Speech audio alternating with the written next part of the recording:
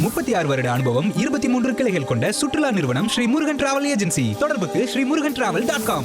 சாப்பிட்டு பாருங்க, டேஸ்ட் சும்மா கெத்தா இருக்கும். டெய்லி டபுள் ரோஸ்டட் ரவா, தி பர்ஃபெக்ட் ரவா. கொல்லிமலையில் இருக்கிற சின்ன கோவிலூரில் இருக்கிறோம். அங்கே வரதராஜன் ஐயா கிட்ட மூலிகைகள் பற்றி நிறைய விஷயங்கள் கேட்டு தெரிஞ்சுக்க போகிறோம். கடவுளுக்கு பிடிக்கிற மாதிரி மூலிகைகள் நிறைய இருக்குது. அதாவது நாகநந்தா, மயூர சிகை அப்படின்னு ஒரு செடி இருக்குது. இதை பாம்பு, பள்ளி, பூரம், தேல், நட்டுவக்களி அனைத்து எந்த விஷக்காளி இருந்தாலும் தீர்னா உடனே குடிச்சோம்னா சரியாகுது. இப்போ ஒரு செடியெல்லாம் நம்ம பறிக்கணும் அப்படின்னா அதுக்கு காப்பு கட்டணும், அது கிட்ட உத்தரவு கேட்கணும்லாம் சொல்றாங்க. ஆமாம் ஆமாம். அதாவது அது சித்தர்கள் விட்ட ஒரு சாபத்தினால போகர் போகிற போது ஒரு செடியை பேசிட்டான் அவர்கிட்ட. அந்த செடியை பேசினோமே, ஏமா ஏங்க ஐயா, நீங்கள் உலகத்துக்கே எல்லாம் என்னென்னமோ செய்கிறீங்க. ஓ மூலி, மகாமூலி, சித்தர் மூலி, 12 சித்தர் மூலி, உன் உயிர் உன்னை நிற்க, உடல் நிற்க சுவாகான்னு சொல்லலாம். நிறைய சாபனம் நிறுத்தி, மூலிகை சாபனம் நிறுத்தி நிறைய இருக்குது சாமி. அப்படி சொல்லி எடுத்தால் தான் வேலை செய்யும் மருந்து, இன்னும் வேலை செய்யாதுன்னு சொல்கிறாங்க. இந்த 14 சித்தர்களுக்கும் ஏதாவது பிரத்யேகமான மூலிகைகள் இருக்கா, இவங்களுக்கு பிடிச்ச மூலிகை அப்படி? அது இருக்கு. அதாவது தெய்வீக சக்தி உள்ளது தேவதார். அதுக்கப்புறம் நீர் போதாலங்கிறது மரத்தை வெட்டி பட்டை வெட்டி வச்சுட்டோம்னா 10 வருஷம் இருந்தால் கூட அந்த பட்டை காயாது. வேய் மாட்டியை அப்படியே பிடிச்சி எடுத்தோம்னா அப்படியே விரல் மாதிரியே வரும். தேவக்கண்ணியும் தேவதாரும் ரெண்டும் வச்சா, அதாவது சிவனும் பார்வதி இருக்கிற மாதிரி. மதிமாய்க்கு கிடைக்காது. கிடைச்சாலும் ரொம்ப பயபக்தியாக வச்சுக்கணும். ஈரத்துணி வச்சுக்கணும். ஈரத்துணிலாம் நம்மளே பாதிச்சிடும். ஜோதி வெளிச்சங்கிறது தானாக வெளிச்சம், ஈரம் பட்டா வெளிச்சம் ஒளி வரும். ஈரம் பட்டோன்னு ஒளி வரும். எப்படி பிரகாசம் தெரியும்? அது ஜோதி மாதிரி தெரியும். மின்மணி பூச்சி மாதிரி அப்படியே மின்னும். எல்லாம் பூரா மரமே அடித்தோன்னு உச்சி வர. ஐபிசி பக்தி நேயர்களுக்கு இனிமையான நேரத்து வணக்கங்கள். இன்னைக்கு நம்ம இந்த தருணத்தில் கொல்லிமலையில் இருக்கிற சின்ன கோவிலூரில் இருக்கிறோம். அங்கே வரதராஜன் ஐயா கிட்ட மூலிகைகள் பற்றி நிறைய விஷயங்கள் கேட்டு தெரிஞ்சுக்க போகிறோம். ஐயா வணக்கம். வணக்கம்மா. சில மூலிகைகள்லாம் கடவுளுக்கு பிடிக்கும் அப்படின்னு சொல்லுவாங்க இல்லையா, அந்த மாதிரி மூலிகைகள் பற்றி ஏதாவது சொல்ல முடியுமா? கடவுளுக்கு பிடிக்கிற மாதிரி மூலிகைகள் நிறைய இருக்குது. அதாவது நாகநந்தா, மயூர சிகை அப்படின்னு ஒரு செடி இருக்குது. அது அபூர்வமான செடி. மயூர சிகை என்பது மயிலறு போன்ற சாயலுடன் நீல நிறத்தில் பூவுடைய ஒரு குத்துச்செடி. இரண்டிலேயும் மயில் தோகை போல் இருப்பதால் பெயர் வந்தது. விதிப்படி காப்பு கட்டி சாம்போக்கி தங்கத்தில் தாய் செய்து அதனுள் அடைத்து வலதுகத்தை கட்டி கொண்டால் சர்வ ஜன வசியமாகும், லட்சுமி கடாட்சம் உண்டாகும். லட்சுமினா ஒரு தெய்வ அனுகிரகம் உண்டாகும்னு சொல்லி. விலை மதிக்க முடியாத மூலிகை அப்படின்னா நீங்கள் உங்களுடைய வாழ்க்கையில் இதெல்லாம் பார்க்கவே முடியாது அப்படின்னு பார்த்த மூலிகை என்ன? நாகநந்தா. நங்கையில் இது நாகநங்கான்னு சொல்லலாம். இதில் நங்கையில் இது ஒரு வகையான செடி. இதை பாம்பு, பள்ளி, பூரம், தேல், நட்டுவக்களி அனைத்து எந்த விஷக்காளி இருந்தாலும் தீர்னா உடனே குடிச்சோம்னா சரியாகுது. இது விஷக்கடிக்கு மறந்தது.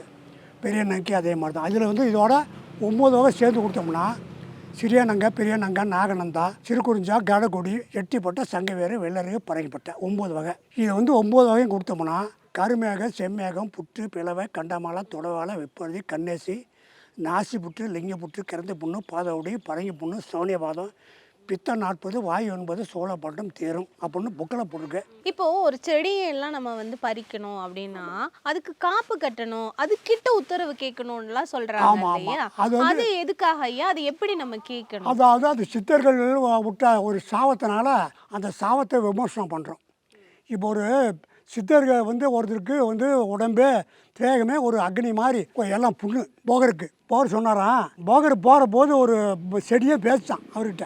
அந்த செடியை பேசினோமே, ஏமா ஏங்க ஐயா, நீங்கள் உலகத்துக்கே எல்லாம் என்னென்னமோ செய்கிறீங்க, எல்லாம் நல்ல என்னென்னமோ வைத்தியமெல்லாம் பண்ணுறீங்க.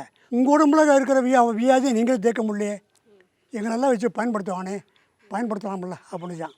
அப்போ அவர், ஓ எனக்கே நீ புத்தி சொல்லியான்னு சிரிச்சுட்டு போனாரான். இன்னும் நான் பயன்படுத்துறது என்ன இருக்குது அப்படின்னு சொன்னாரான். சொன்ன மாதிரி சிரிச்சாரான். அந்த செடி சொல்லிச்சான், எப்படி இருந்தாலும் இந்த வல்ல வந்தாகணும்ல, வாங்க பார்த்துக்கிறேன் வாங்க அப்படின்னு சொல்லி இந்த செடி சொல்லிச்சான் மனசுக்குள்ள. அப்புறம் அவர் போயிட்டு வரும்போது அந்த செடி பட்டு தான் அவர் மேலே உடம்புல பட்டதுமே அந்த நிவர்த்தி ஆகி போச்சான். நிவர்த்தி ஆகினதுமே இவருக்கு நிவர்த்தி ஆகணும் இவருக்கு தெரியல, உடம்பு நல்லா ஆகினது இவருக்கு தெரியல. பக்கத்தில் இருக்கிறவங்களாம் சொன்னாங்க, இன்னும் இவருக்கு போருக்கு இப்படி உடம்பு இப்போ சரியாக கிளீதாகி போச்சு, எப்படி ஆச்சு சரியாச்சு அப்படின்னு சொல்லி சொன்னாங்களாம். சொன்னதுமே அப்புறம் பார்த்தா ஆமாம் ஒரு செடிங்கிட்ட பேச்சு நான் வந்து அதுக்கு வந்து ஒரு சாபத்தை கொடுத்தேன், இனிமேல் பேசக்கூடாது, இனிமேல் சாபத்தை கொடுக்க போகிறேன், நீங்கள் என்ன சொல்கிறீங்க அப்படின்னு சொன்னாங்க. இப்படி எல்லாத்துக்கிட்டையும் பேச்சுன்னா நாடு கெட்டு குட்டிசாயிடும், இது எப்படி சாபத்தை கொடுத்துடணும், நீ பேசாமல் இருந்தே போ அப்படின்னு சாபத்தை கொடுத்தாங்களாம். அதனால தான் எந்த செடியும் பேசாது, உயிர் போயிடுச்சு அதுக்கு. அப்போ அதுக்காக தான் நம்ம இப்போ சித்தர்கள் என்ன பண்ணாங்களோ அந்த சாபத்தை விமர்சனம் பண்ணுறோம், விமர்சனம் பண்ணத்தான் அது செடி அது உயிர் பெறும். அதுக்காக நம்ம என்ன பண்ணுறோம், சாபத்தை அந்த இடத்த சுத்தம் பண்ணிவிட்டு மஞ்சள் நூல் காப்பு கட்டி சாப நிறுத்தி பண்ணுறோம். ஓம் ஸ்ரீம் கிரீம் ஐயம் கிளீம் சவம் சர்வமூலி சாபம் நாச நாச, சித்தர் சாபம் நாச நாச, தேவமுனி அசர் சாபம் நாச நாச. அப்படின்னா அந்த சாபம் விமர்சனம் ஆயிடுச்சு. அதுக்கப்புறம் உயிர் கொடுக்குறது நிலத்தில் மூத்தவளே நிரம்ப தளர்த்தவளே நோறு ஆடாகவும் நான் ஒரு புலியாகவும் நீ கீழும் நான் மேலும் உன்னை உயிர் உன்னை உடல் நிற்க சுபாக அப்படின்னு சாபனத்தை பண்ணுறது. அது இப்போ மூலிகை சாபனை பற்றி நிறைய இருக்குது. ஓ மூலி மகாமூலி சித்தர் மூலி 12 சித்தர் மூலி உன் உயிர் உன்னை நிற்க உன்னை உயிர் உடல் நிற்க சுவாகான்னு சொல்லலாம். நிறைய சாபனை பற்றி மூலிகை சாபனை பற்றி நிறைய இருக்குது சாமி. அப்படி சொல்லி எடுத்தால் தான் வேலை செய்யும் மருந்து, இல்லை வேலை செய்யாதுன்னு சொல்கிறாங்க. நாங்கள் சாபனத்தை பண்ணி தான் எடுப்போம். அப்போ நீங்கள் எடுக்கிற மூலிகைகள் எல்லாமே வந்து இந்த மாதிரி சாபநிவர்த்தி பண்ணுறோம், சாபநிவர்த்தி பண்ணி தான் நீங்கள் எடுப்பீங்க. ஆமாம். இப்போ நம்ம ஏதாவது நமக்கு ஒரு சித்தருக்காக நம்ம ஒரு மூலிகை வந்து வச்சு வணங்கணும் அப்படின்னு சொன்னால் இந்த 14 சித்தர்களுக்கும் ஏதாவது பிரத்யேகமான மூலிகைகள் இருக்கா, இவங்களுக்கு பிடிச்ச மூலிகை அப்படி? அது இருக்குது. அதாவது இப்போ வந்து தேவதார்னு சொல்கிறது தெய்வீக சக்தி உள்ளது தேவதார். அதுக்கப்புறம் கரும்போதாலங்கிறது கருங்காலி. அடுத்து செம்பூதாலம். கருங்காலி வந்து எந்த சித்தருக்குரியது, யாருக்கு வச்சு வழிபட்டா சித்தரோட கருங்காலிங்கிறது?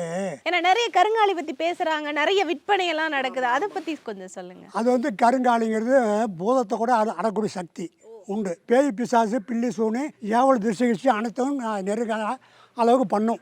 இதில் வந்து 5 வகை பூதம் இருக்குது, பூதாள வகை இருக்குது. செம்பூதாளம், கரும்பூதாளம், தெய்வ பூதாளம், பூமி பூதாளம், அப்புறம் பால் பூதாளம் 5. பால் வந்து பசும்பால் மாதிரி வெள்ளையாக இருக்கும் பால் பூதாளங்கிறது. வெட்டினோம்னா பால் வரும். செம்பூதாளம் வெட்டினோம்னா ரத்தம் மாதிரி வரும் செம்பூதாளத்தில். கருங்காலியில் வந்து வெட்டினோம்னா வராது, ஆனால் கருப்பாக இருக்க கட்டை எந்த கரை எதுவுமே அரிக்க முடியாது, அது எலும்பு மாதிரி கிடக்கும். செம்பூதாளமும் அதே மாதிரி தான். செம்பூதாளம் சிவப்பாக இருக்கும், அது நல்லா இருக்கும், அதுவும் சிவப்பாக ரத்த மாட்டம் வரும் அந்த மரத்தை வெட்டினோம்னா.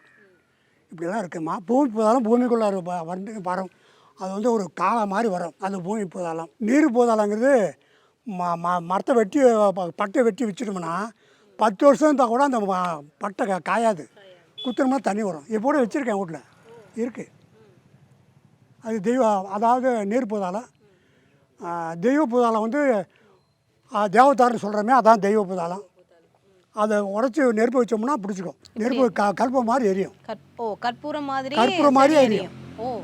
அது தெய்வத்துக்கு ரொம்ப உகந்த மாளிகை. அது வந்து தெய்வ சக்தி உள்ளது. அது சித்தர்கள் அதை மேற்கொண்டு எந்த தெய்வம் இருந்தாலும் அதை கொளுத்தி சாம்பிராணி போக மாதிரி போடுவாங்க. இப்போ நம்ம வீட்டுக்கு வந்து மகாலட்சுமியை கொண்டு போகணும் அப்படின்னா நம்ம எந்த மூலிகைகளை வீட்டில் வச்சிருக்கிறது ரொம்ப நல்லது? தெய்வ பூதாளம் வச்சுக்கிறது ரொம்ப விசேஷம்.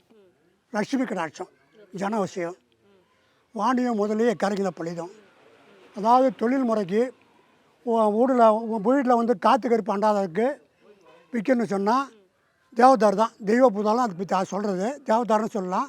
அது வந்து ரொம்ப அருமையான மூலிகை. அது இப்போ கண் திருஷ்டி எல்லாம் இருக்குது, நம்ம குடும்பத்தில் இருக்குது அல்லது வீட்டுக்கே இருக்குன்னு வைங்களேன், அதுக்கு நம்ம என்ன மூலிகையை வச்சு அதை சரி பண்ணலாம்? பேய் மிரட்டி ஒரு செடி இருக்குங்க.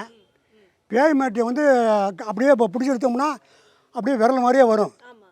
அதை வந்து மஞ்சள் பூசி சந்தன குங்குமம் வச்சு மஞ்சள் பூசிட்டு வீட்டுக்கு முன்னால் கட்டணும்னா ஒரு கம்பியை சொருகி ஒரு எலுமிச்சம்பழம் ஒரு அருப்பக்கறி ஒரு மிளகா காம்போட இருக்கணும். மிளகா வச்சு கட்டி மாதம் அதாவது மாதம் ஒரு முறை தோப்பத்தை காட்டி வச்சிருந்தோம்னா பேய் பிசாசு பில்லி சூனி எவ்வளோ திசை அணுகாது. லட்சுமி கடாட்சி, அது லட்சுமி கடாட்சி தான். ஒரு வீட்டில் வந்து எந்த கடைக்கோ அல்லது வீட்டுக்கோ வச்சு கட்டாங்கன்னா பேய் பிசாசு வராது. இப்போ வீட்டில் வந்து ஏதோ ஒரு தீய சக்தி இருக்குது அப்படின்னா அதை எப்படி கண்டுபிடிக்கலாம்? ஏதாவது மூலிகையை வச்சு கண்டுபிடிக்கலாமா?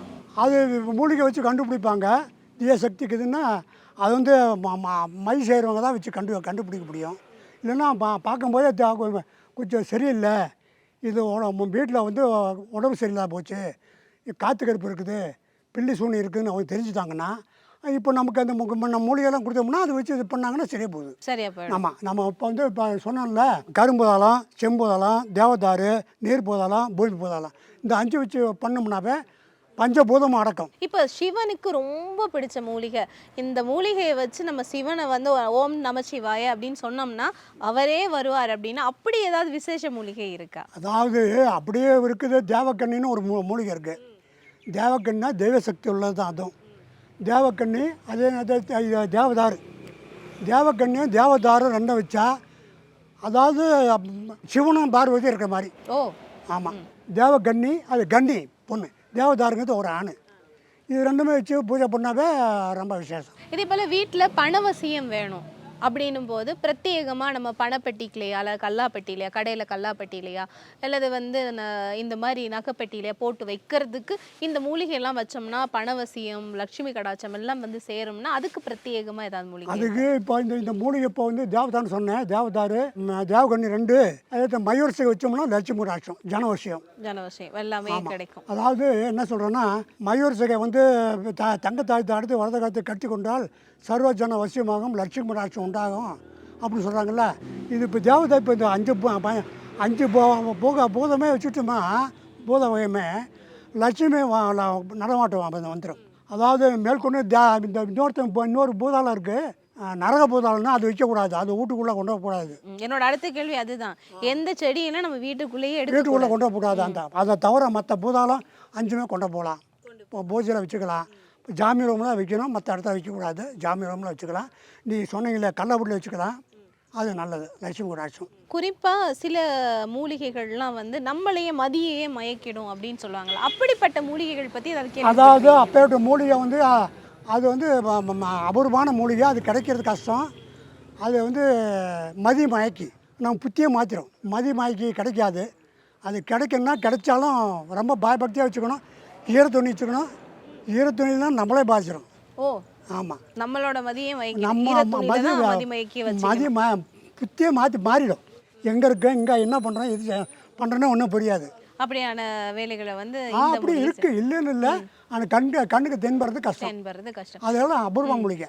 நிச்சயமா. இப்போ அடுத்து வந்து ரொம்ப அபூர்வமாக சொல்லப்படுற ஒரு மூலிகை இந்த கருட சஞ்சீவினி மூலிகை அப்படின்லாம் சொல்கிறாங்க. அதெல்லாம் நீங்கள் பார்த்துருக்குறீங்களா? அது நான் அது வந்து படிச்சிருக்கிறத தவிர நான் பார்க்கல. கருட சஞ்சீவினா அது வந்து குஞ்சு பறித்த பருவத்தில் யாரும் வந்து தீண்டாத அளவுக்கு கொண்டு வந்து போடுமா விலங்கு, இந்த விலங்கு தெரிக்காத அளவுக்கு அது கொண்டு வந்து போட்டால் அது கொஞ்சம் ரெக்க முதிக்கு தான் தானாக விலங்கு ஒருத்தன் போட்டால் கூட அது விலங்கு தெரிச்சிடுமா.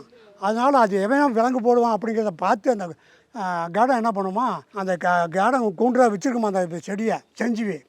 அது இப்போ கிடைக்காது, அது ஒரு காலத்தில் கிடைச்சிது. அது என்னன்னா தேவலுக்கே கிடைக்காம ஆஞ்சநேயர் நம்ம எங்கே இலைங்களை போய் அந்த எல்லாம் எங்கே பார்த்தாலும் ஒரே ஜோதியர் தான். இதை எடுக்கலாமா அதை எடுக்காமல் பார்த்துட்டு மலையை பேச வந்தாரான். அது அவங்களுக்கே கிடைக்கல, நமக்கு எப்படி கிடைக்கும்? அது கிடைக்கிது அபூர்வம். நாங்கள் போகிற போது மூலிகை போகும்போது கொஞ்சம் சுத்தப்பத்தோடு போவோம். போனோமே இப்போ காப்பு கட்டி எடுக்கிறது, காப்பு கட்டி எடுப்போம். நாங்கள் கொண்டாந்து எந்த மரத்தை சுற்றி பண்ணோம், எதை சுற்றி பண்ணக்கூடாதுங்கிறது தெரியும். அதை சுற்றி பண்ணக்கூடிய மட்டும் சுற்றி பண்ணலாம், சுற்றி பண்ணாத மரத்தை சுற்றி பண்ண மாட்டோம். பண்ணி நம்ம செய்ய வேண்டியது செஞ்சு நாங்கள் சூரணத்துக்கோ அல்லது எண்ணெய் காய்ச்சறதுக்கோ, இப்போ ஊமத்தெல்லாம் ஒரு எண்ணெய் அருமையான எண்ணெய் காய்ச்சலாம். அதாவது ஆனால் ஊமத்தம் பூ அப்படின்னு சொன்னாலே பயப்படுவாங்களே. ஆமாம், அது எதுக்கு அப்படி பயப்படுறாங்க? அதாவது ஊமத்தை வந்து அது வந்து ஒரு வீர சக்தி உள்ளது. அதுக்கு வந்து மேற்கொண்டு காய வாயில் வச்சிட்டோம்னா மெண்டல் ஆகிடலாம். அதனால் சில பேர் முகமத்தையே தொட மாட்டாங்க, அது வந்து மெண்டல் மாதிரி ஆகிடுவாங்க. அதனால அதை வந்து நம்ம பக்கம் மதிய மயக்கக்கூடிய மாதிரியான ஒரு தன்மை இருக்கு. அதுக்கு இருக்கு அது புத்தி மாற்றிடும்ல, புத்தி மாத்திரம் என்ன பண்ணுறோம் இது பண்ணுறோன்னு தெரியாது. ஒரு பைத்தியம் முடிச்ச மாதிரி ஆகிடுவாங்க. ஆமாம், அதுக்கு வந்து எலுமிச்சம்பழத்தை வண்டியில் போட்டு தேய்ச்சி குளித்தாங்கன்னா சரியாக போடும். ஒரு அரை மணி நேரம் 1 மணி நேரம் இருக்கும். உள்ளுக்கு சாப்பிட்டாங்கன்னா 1 மணி நேரம் எலுமிச்சம்பழத்தை தேய்ச்சி விட்டு குளித்த தண்ணி ஊற்றினோம்னா நிவர்த்தி ஆகிடும். அதுக்கு அதான் முடிவு. ஜோதி வெளிச்சங்கிறது தானாக வெளிச்சம், ஈரம் பட்டால் வெளிச்சம் ஒளி வரும். ஈரம் பட்டோன்னு ஒளி வரும். எப்படி பிரகாசம் தெரியும்? அது ஜோதி மாதிரி தெரியும். மின்மணி பூச்சி மாதிரி ஒளி வரும். மின்மணி பூச்சி மாதிரி அப்படியே மின்னும். எல்லாம் பூரா மரமே அடித்துருந்து உச்சி வர எங்கெங்கே பால் இருக்குதோ அந்த பால் எங்கே கசிதோ அந்த இடத்துல அந்த மரத்தில் மழை பெஞ்சாவே ஈரம் உணர்ந்து ஈரம் வந்துச்சுன்னா எல்லாம் ஒளி உண்டாயிடும். அந்த மரத்துக்கு என்ன விசேஷம்? அது கிடைச்சதுன்னா அது வந்து தெய்வீக சக்தி உள்ளது. அது இப்போ நீங்கள் சொன்ன மாதிரி கள்ளப்பட்டு எல்லாம் போட்டு வச்சுருக்காங்க. அதெல்லாம் நீங்கள் பார்த்துருக்கிறீங்களா? நான் பார்த்துருக்கேன். நான் அந்த மரத்தை அடியோட பேத்துறாங்களே ரோட் சைடில் இருந்தது. நம்ம கன்னிமார் கோயில் பக்கத்தில் அந்த ஒரு மரம் போச்சு, மற்ற எல்லா மரத்தையும் அதே ஜாதி மரம் இருக்குது, ஒளி வரல. அப்போ அந்த மாதிரி மரங்களுக்கும் குறிப்பிட்ட மரங்களுக்கு மட்டும்தான் அந்த கடாட்சம் சக்தி வரும்.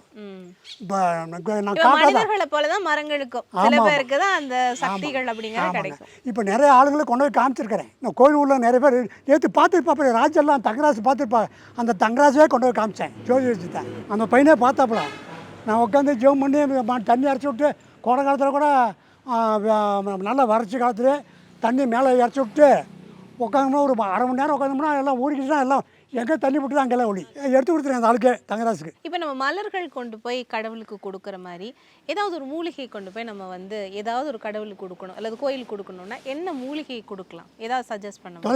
துளசி அப்படின்றத ஒரு மிகப்பெரிய மூலிகை, பெரிய மூலிகை. அது வந்து கருந்துளசி மேற்கொண்டு சாதா துளசியே கொண்டு கொடுக்கலாம். இந்த நேரத்துக்கும் எங்களுக்கான வந்து இந்த நேரத்தை கொடுத்த உங்களுக்கும் ரொம்பவே நன்றி. வணக்கம். வணக்கம். 36 வருட அனுபவம், 23 கிளைகள் கொண்ட சுற்றுலா நிறுவனம் ஸ்ரீ முருகன் டிராவல் ஏஜென்சி. தொடர்புக்கு SreeMuruganTravel.com. சாப்பிட்டு பாருங்க, டேஸ்ட் சும்மா கெத்தா இருக்கும். Daily double roasted rava, the perfect rava.